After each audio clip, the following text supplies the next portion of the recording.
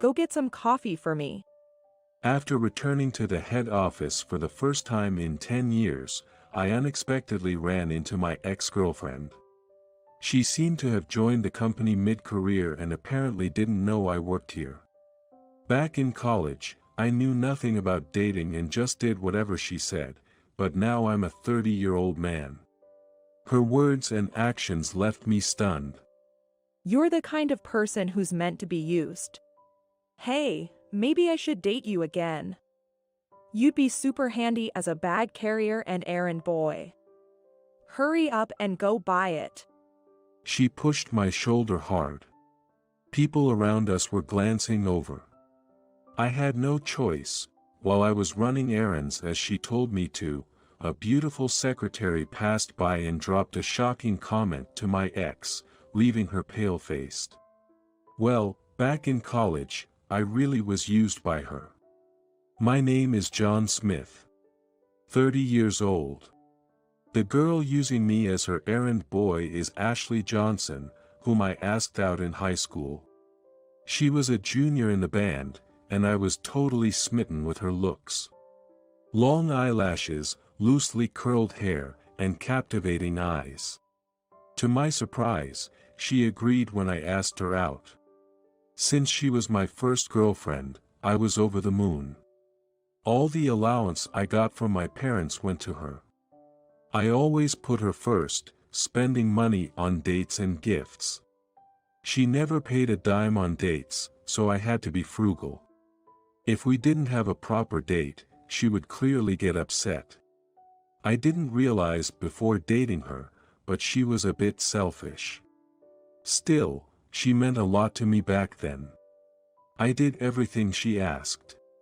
Dating was tough, I thought. Despite all the effort, she broke up with me. I'll never forget it. It was on our graduation day. After the ceremony in homeroom, I was supposed to meet her at the school gate. I thought we'd talk about not being able to be together at school anymore, but as soon as I got to the gate, she broke up with me. Let's break up. It was so sudden, I couldn't comprehend what was happening. It sounded like a joke. I didn't understand why. Regardless of all the cherish toward her. To my astonishment, she said. I found someone smarter and richer. She touched a necklace. It was not the one I gave her, but a fancy branded one. Is that? I asked, but she didn't answer. You were convenient because you always did what I said, but I'm done with you now. Bye. And she ran towards the school building. I was left watching her back, unable to grasp the reality. Graduation day turned into a terrible memory. That frustration fueled my college life. I thought, if only I had been smarter and richer, she wouldn't have left me. In retrospect, it was a naive thought, but I was young. That motivated me to study hard and excel academically. I worked hard in researches and volunteers to excel in job hunting. Thankfully, I landed a job at a top company. If she hadn't broken up with me, I might have just coasted through college. If that had been the case, I wouldn't be who I am today. In that sense, I'm grateful to her. The habit of working hard in college greatly helped in my job. I got involved in many areas at work, which was recognized, and I was chosen for a major project to launch a subsidiary. Being entrusted with a significant responsibility at a young age was genuinely exciting for me. It took about 4 years to get the startup off the ground and into operation, and I was involved in all of it. There were many challenges and a mountain of work to do. But I never gave up. My efforts were recognized, and I was asked to be a part of launching the next subsidiary.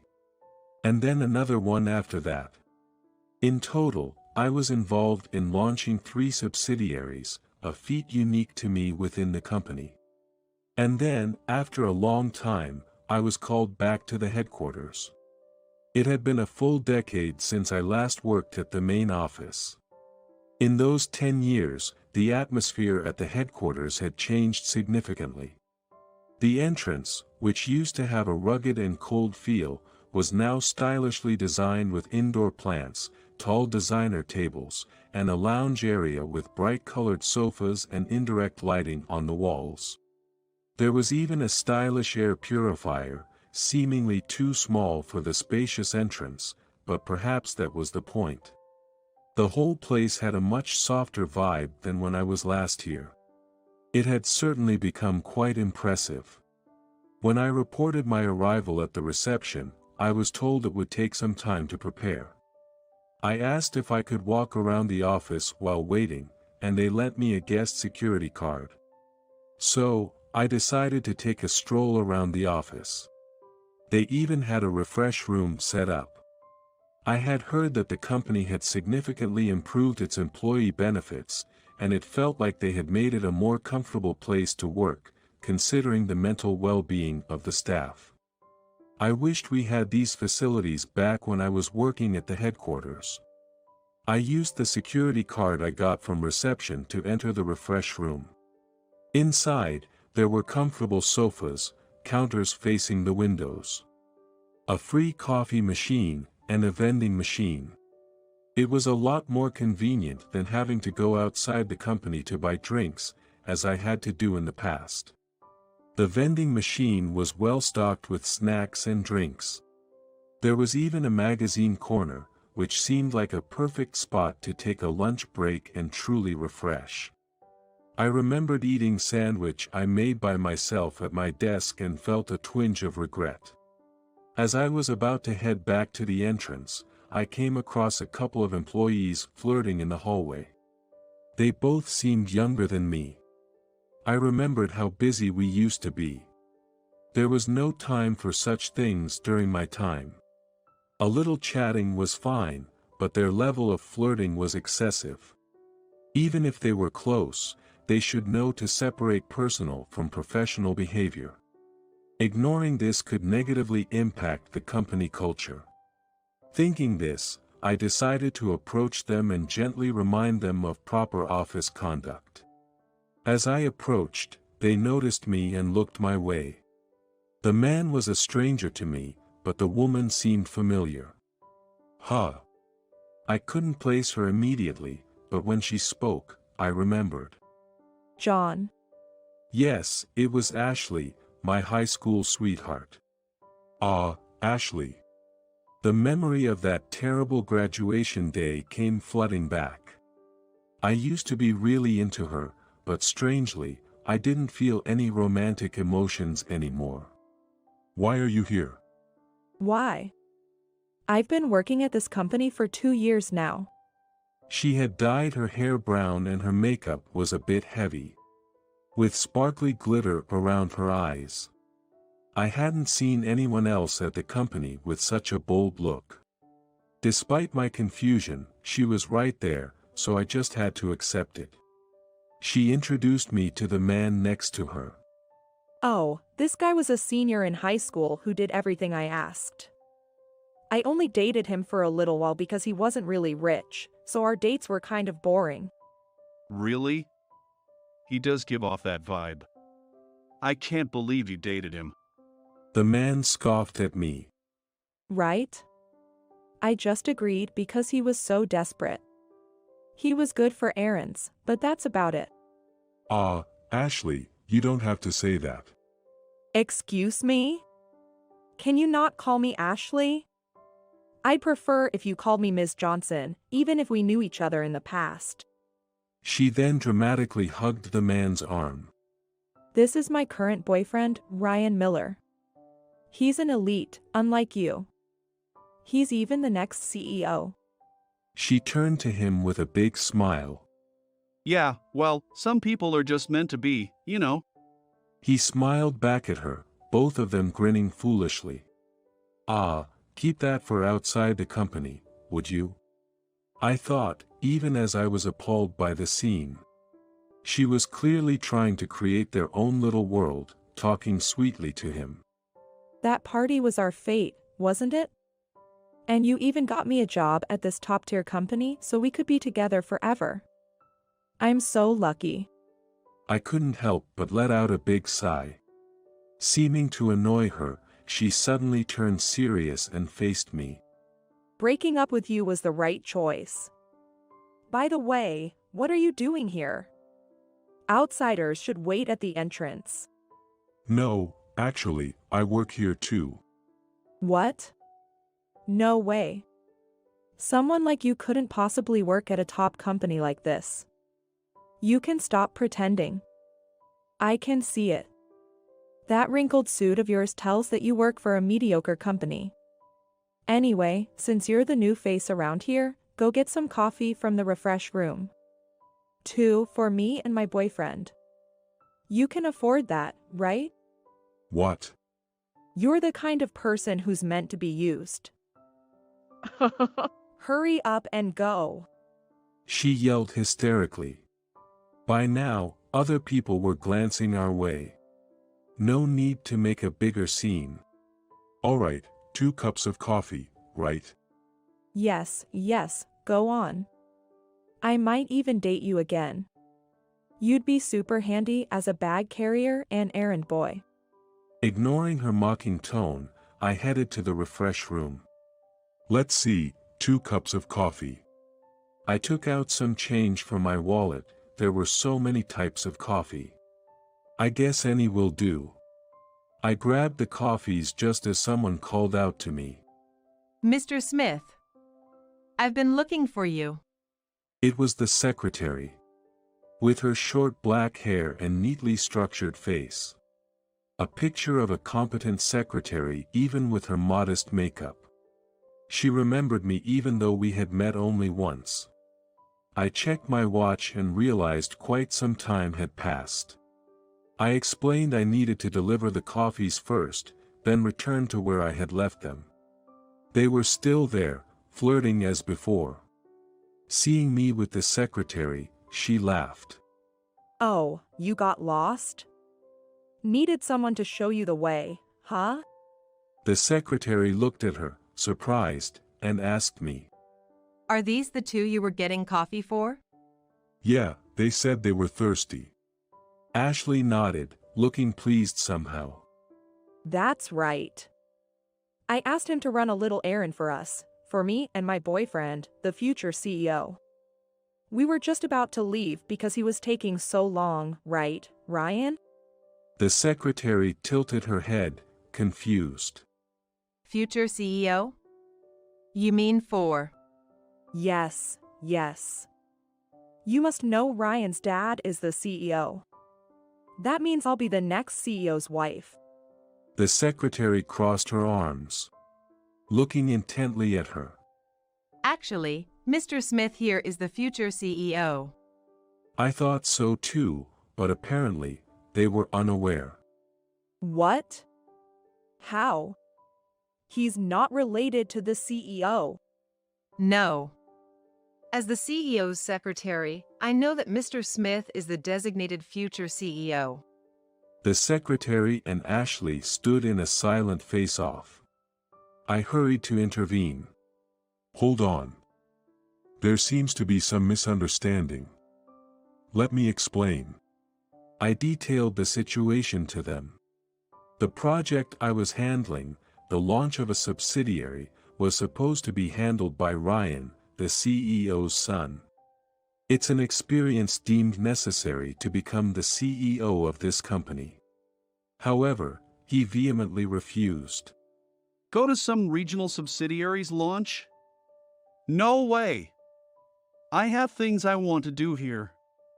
Just let some underling handle it. The CEO tried to persuade his son, but it was no use. Ryan said he had other things he wanted to do. Regardless of father's trust, he spent every night partying. It was common for him to miss work due to hangovers. Although he was young and given some leeway at first, he didn't participate in the second startup either. I was supposed to return to the headquarters by then, but the CEO personally asked me to take over. My son refuses to go, so I'm asking you. You might want to come back to the headquarters, but you have the experience. Please lead the startup. So, I ended up handling the tough task of launching another subsidiary. When that was on track, the CEO consulted me again. After this launch, we'll start another company. If my son doesn't participate, just be prepared. Prepared for what? In case my son isn't fit to be the next CEO, I might approach you. I was genuinely shocked. First of all, I was still too young to be a CEO. But after hearing the CEO out, I understood. It wasn't about becoming CEO immediately after the launch. I'd return to the headquarters, hone my skills, and build up my abilities. Participating in these subsidiary launches was a minimum requirement for the CEO. And so, I went on to lead the third launch. As expected, the son didn't participate. Worse, he forced his girlfriend to join the company.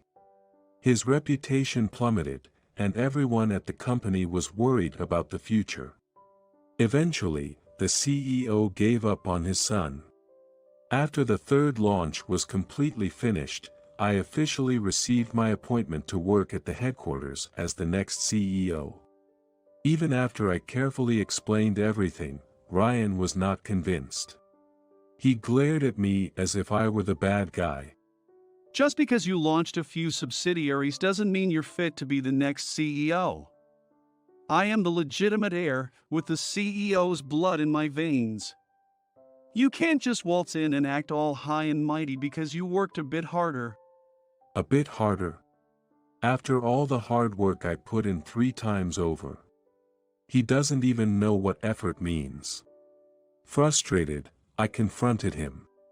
So, what have you done for the company, or to take over from your father? It doesn't matter. As the CEO's son, I'm the next CEO. Ignoring Ryan's angry shouts, the secretary whispered to me. Mr. Smith, let's go. She was right. This ridiculous farce wasn't worth our time. I have other things to attend to, I said, attempting to leave, but Ryan grabbed my arm. Wait! This isn't over. You can't be CEO. No, take this up with your father. We have to go. The coffee errand is done. What the? Ryan raised his arm in anger. You should stop. This isn't going to end well. I gestured down the hallway with my chin. People had gathered around, hearing the shouting. Some even had their phones out, recording. Seeing this, Ryan didn't have the guts to hit me and, frustrated, he lowered his raised arm. Leaving Ryan standing there, I walked through the crowd. That's when Ashley ran up to me, calling out. Wait, John. She closed the distance between us with the momentum of her run. John, I had no idea you were so hot. Hey, how about we get back together? It's fate that we met again here. Get back together. How long has it been? While feeling disgusted at her puppy dog eyes, I gently pushed her away. Sorry, I did like you once, but I want to be with someone who's beautiful inside, not just on the outside. After saying that, I turned and headed towards the CEO's office. They had caused me quite a delay. Later, I learned that Ryan had resigned of his own accord. It was clear that he had been embezzling company funds to fund his lifestyle. Normally, this would warrant dismissal and possibly legal action, but his father showed him some final kindness. Despite protesting to his father, the CEO sternly asked him, Do you want to be a criminal? And Ryan, crying, submitted his resignation. As for Ashley, she left the company too, following Ryan. It wasn't surprising. She was hired only because of Ryan and couldn't really work, and everyone had been fed up with her. She left the company quietly, without a single farewell from anyone. Rumor has it, she was dumped by Ryan and now lives alone in a cheap apartment. It seems like the karma had finally caught up to her. Years later, while I was still honing my skills as the future CEO, I had a shocking encounter. Returning to the subsidiary after a long time, I was abruptly greeted in the hallway. Mr. Smith! Turning around, I saw Ryan. Feeling awkward, I led him to an empty conference room as he seemed concerned about being seen. Good, no one saw us. Thinking he was about to do something bad. But then, he apologized. I'm sorry about back then. I was taken aback. Apparently, he had hidden his identity and joined the subsidiary. He had panicked upon seeing me, worried I would reveal who he was. Initially, he felt unfairly treated about the past events, but experiencing other jobs made him realize his own incompetence. He felt ashamed of having made no effort. Deciding to join the subsidiary was his way of making a commitment. Life is unpredictable. Even so, I must continue to strive for the future I want. Being diligent. It is essential for a better future. Getting sidetracked, falling into decline, stumbling. When you lose sight of your future, it's how you recover that matters. It's your past self that helps you get back on track. That's why I'm grateful for everything happening now. Past experiences nourish my future.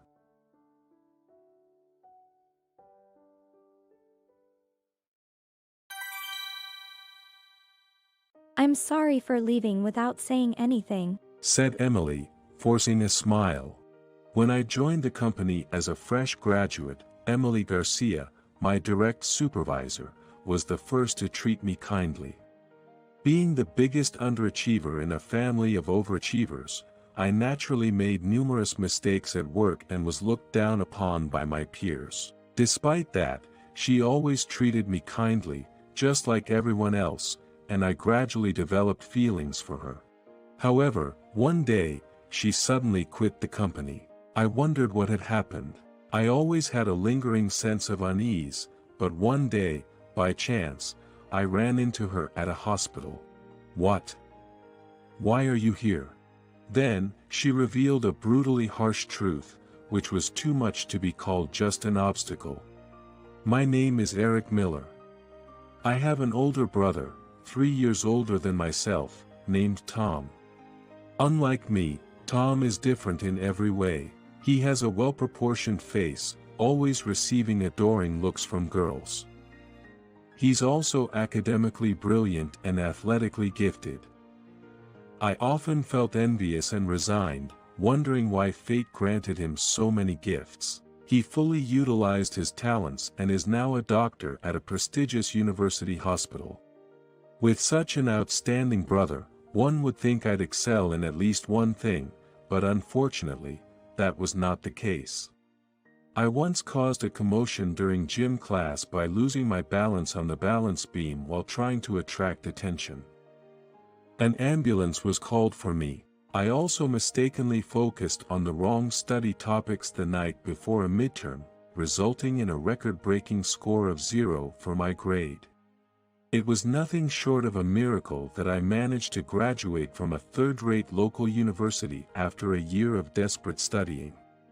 Both of my parents graduated from top universities. My father is an executive at a major corporation, and my mother is a high-powered career woman managing a team of 30 at a consulting firm. As the only one filled with a sense of inferiority in such a talented family, I must have seemed like an anomaly. While my parents treated Tom normally, they handled me with kid gloves. I wanted to leave home as soon as possible, but without the means to live on my own, I spent my days in monotonous repetition. Good job, Eric. Oh, thank you. She would always talk kindly to me as I frantically typed away at my computer. Her white teeth are dazzling every time she smiles. Her name is Emily Garcia. I initially thought she was younger than me because of her youthful appearance, but she was actually close to my age and my direct supervisor. It goes back to several years ago when I had just joined the company. As an inexperienced newcomer, my inadequacies were even more pronounced. Naturally, I was ridiculed by my peers, and the gap in our abilities only widened. Eric, how many times do I have to tell you? I'm sorry. That's why you could only graduate from a so-so university, huh? Back then, my boss would often say things to me that would now be considered compliance violations. Oh my goodness.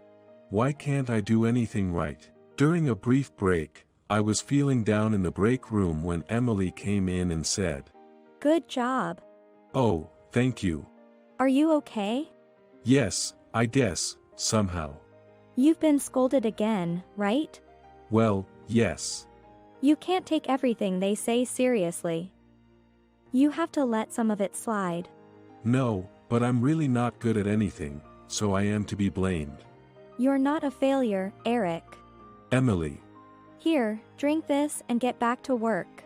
Saying that, she pressed a frosty can of soda drink against my cheek. I took the can she pushed towards me. Thank you. I was confused by the sudden gesture, but secretly pleased.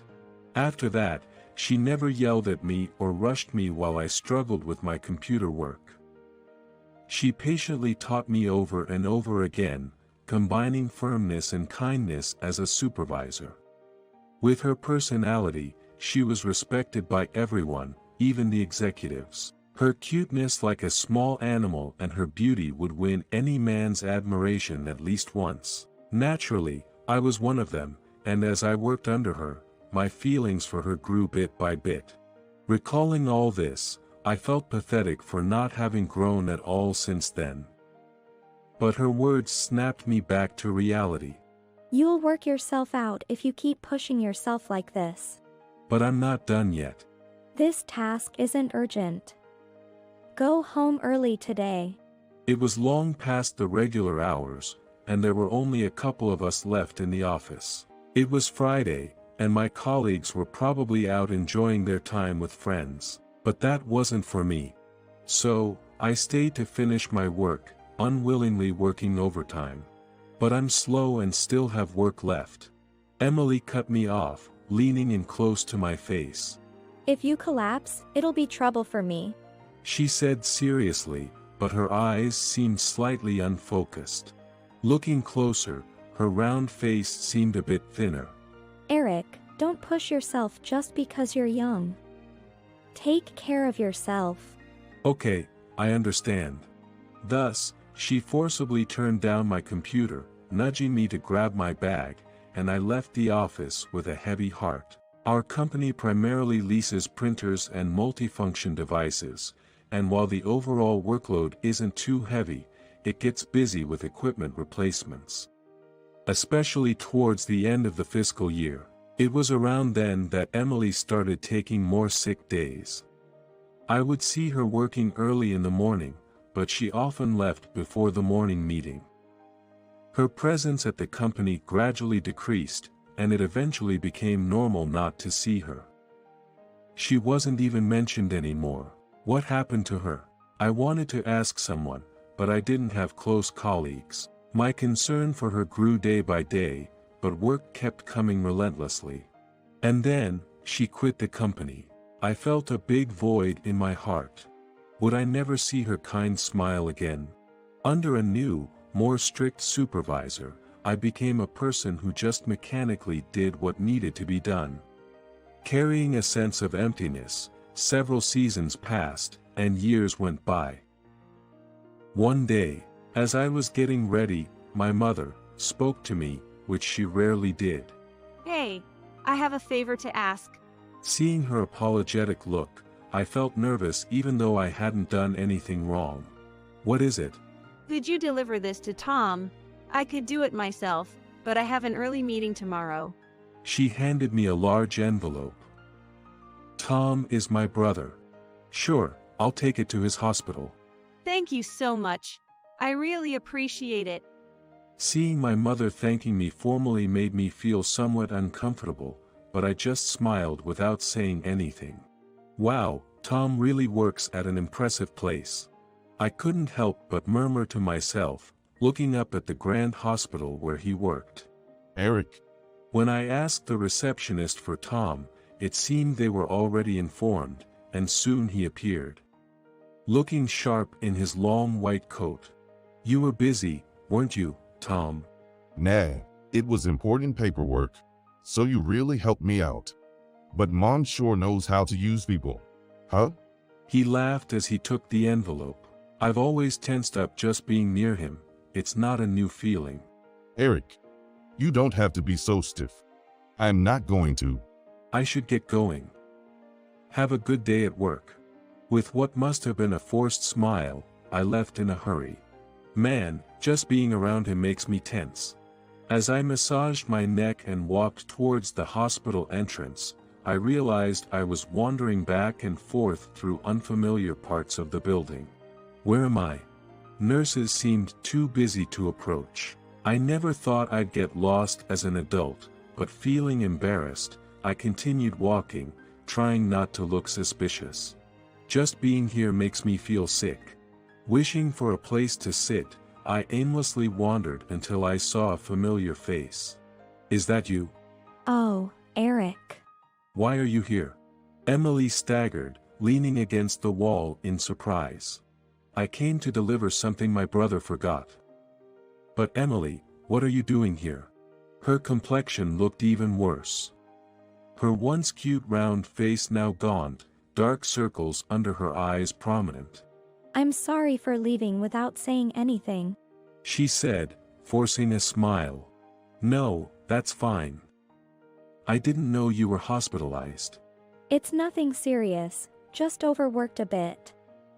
I'm such a bad colleague, telling everyone not to overwork, yet here I am, unable to manage myself. It's embarrassing. Are you sure it's nothing serious? You look quite thin. But she just smiled, dodging the question. What about you, Eric? I was just delivering something to my brother. He's a doctor here. Your brother? She looked surprised and blinked repeatedly. Is your brother? I was so shocked by her next words that I couldn't respond. Tom, she's seriously ill, isn't she? Eric. During lunch break, Tom was listening to my story while eating. I knew he was busy, but I needed to know about her condition. After learning that Tom was her doctor, I couldn't stay still. But I didn't know that she actually worked at the same company as you. It's such a coincidence. I was surprised too. So, can you tell me about Emily's condition? I can't do that. You understand, right? Yeah. Doctors have a duty to protect patients' confidentiality. It was impossible for Tom, as an outsider, to blab about a patient's personal information to me. I felt frustrated. It felt so inadequate to just stand by, unable to do anything but hope for her to get better. Eric, you. Tom looked at me as if he couldn't believe it. I understand you want to help her. But as a doctor, I have patients' lives in my hands, based on a relationship of trust. I can't cross that line. After being firmly told that by him, I knew I couldn't pry any further. Then he said something unexpected. Eric, maybe there's something you can do, precisely because it's you? Me? I can treat her illness as a doctor, but that's all. People become vulnerable when they are sick. But it's during such times that having someone's support means so much to a patient. Tom.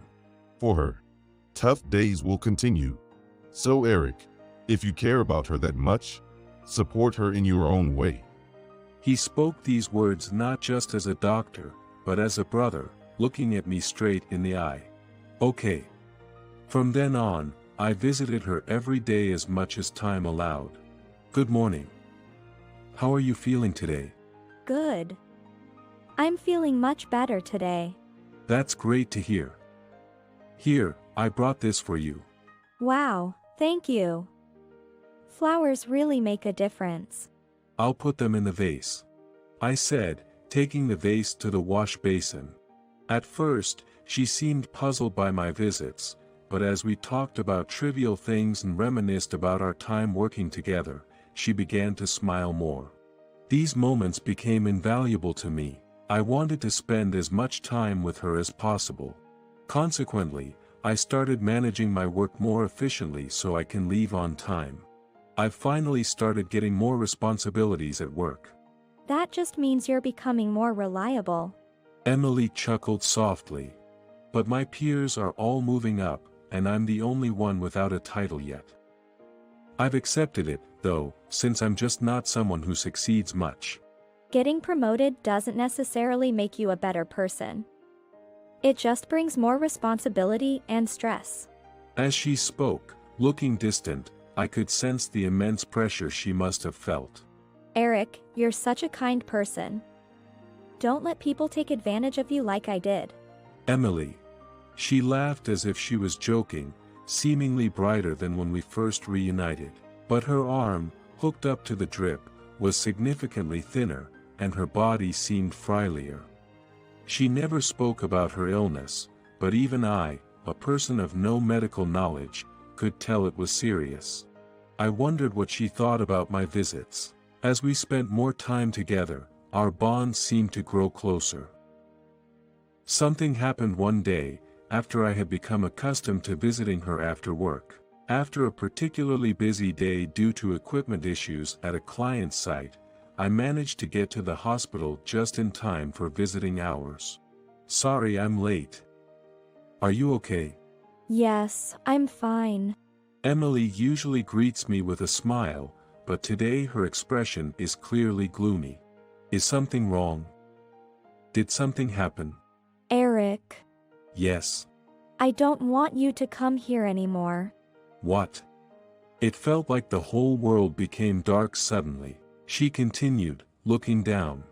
I've come to terms in many ways.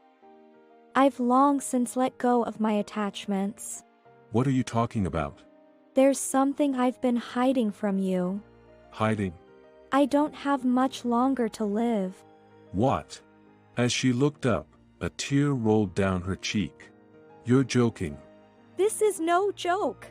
But you were happily telling me how you're starting to eat a bit more lately. I didn't want to worry you. You can depend on me more. I want you to have a new future, Eric. Emily. The doctor told me.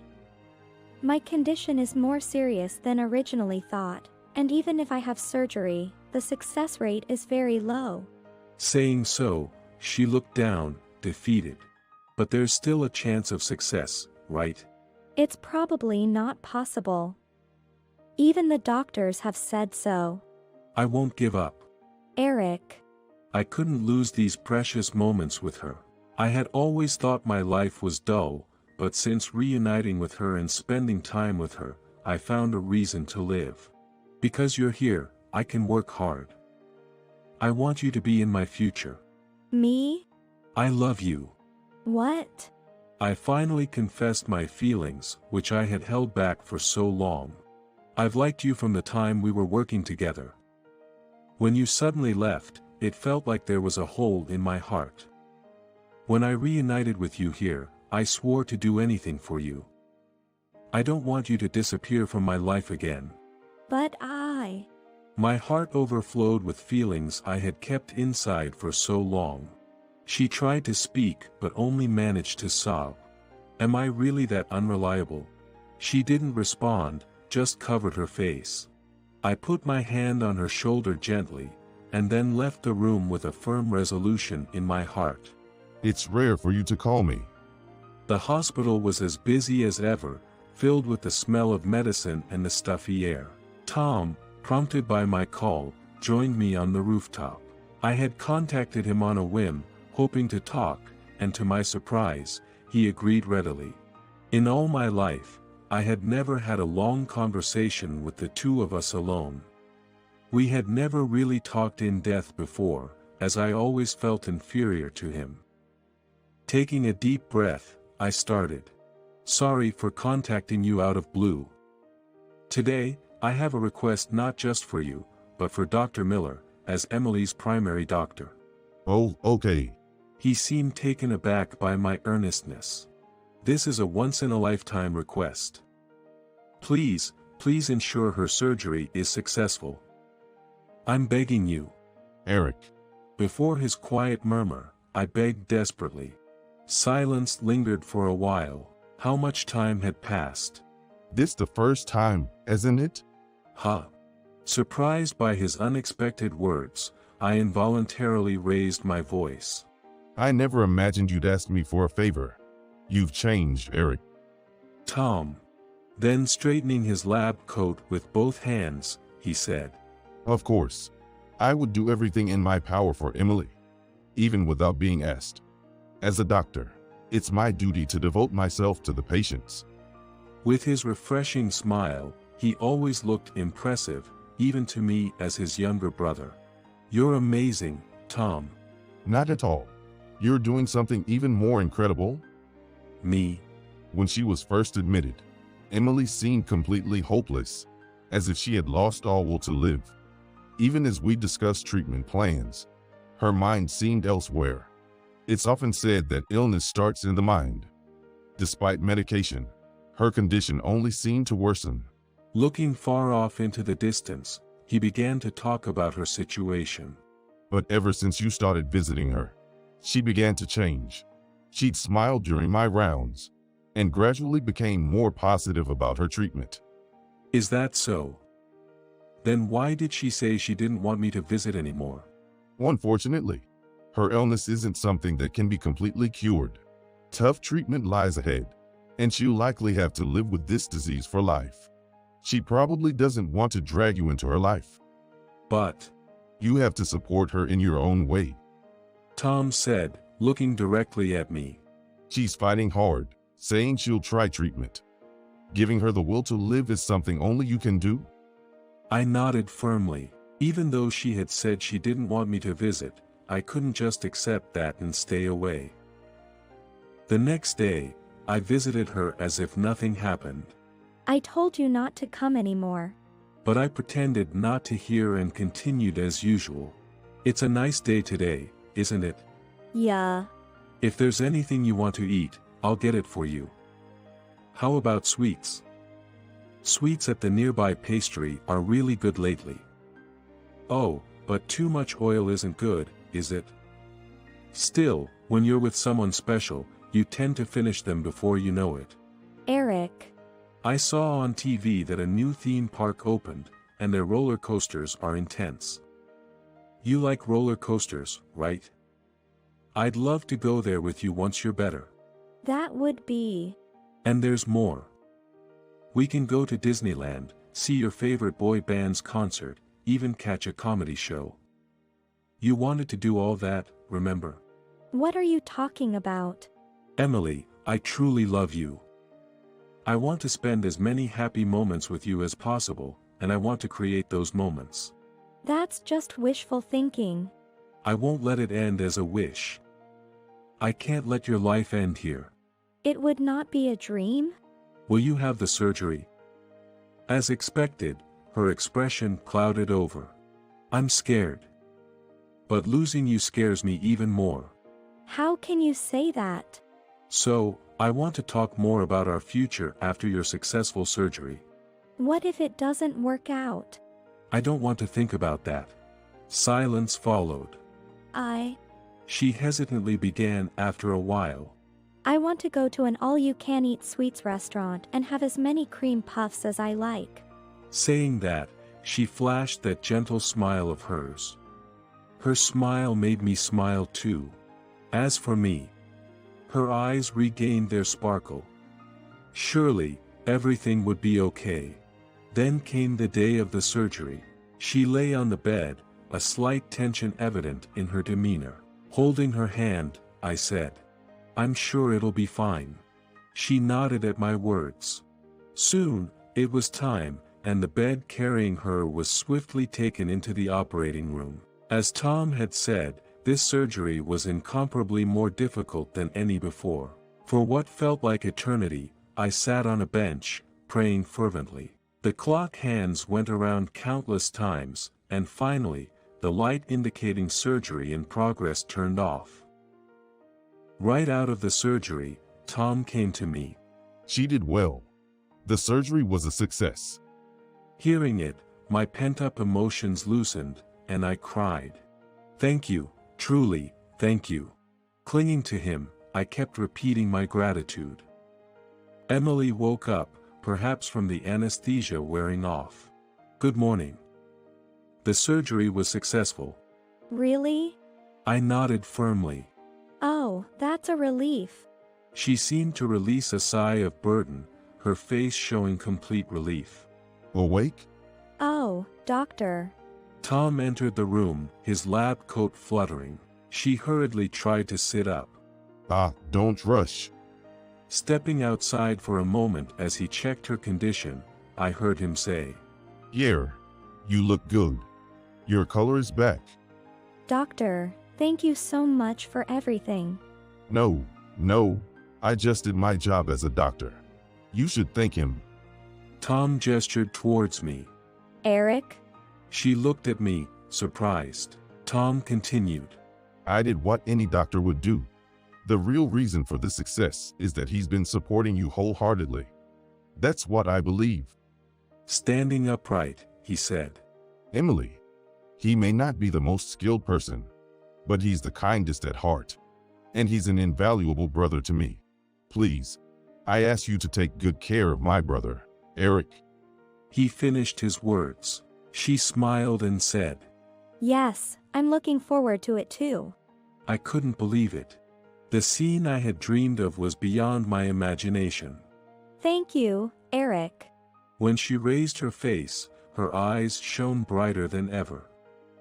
How are you feeling today? Good, I think. That's great. But remember, don't push yourself too hard. I know. Despite the difficulty of her recent surgery, she showed a remarkable recovery, astonishing everyone by being discharged just about 10 days later. Of course, I was always there by her side. And today, we were finally heading to that place we've wanted to go for so long. To make the journey as easy as possible for her, still recovering, I arranged a rental car and planned our route together using a map. How many times had I dreamed of this moment? It still felt unbelievable. Eric, are you ready? Yeah, all set. Hey, aren't you wearing your ears a bit early? I'm just too excited. I couldn't wait. Well, can't help it then. Slowly starting the car, we set off to Disneyland we had longed to visit. The cloudless blue sky visible through the car window seemed to stretch endlessly, reflecting our bright future ahead. Growing up, I had always thought I had nothing to be proud of. I never knew that my existence could become someone's reason to live. I was tired of the repetitive days, almost giving up on life, but she was always there, kind and reaching out to me. For the first time, I felt the warmth of another person and wanted to live for her. I want to cherish the ordinary days we can now spend together, walking side by side with her into the future.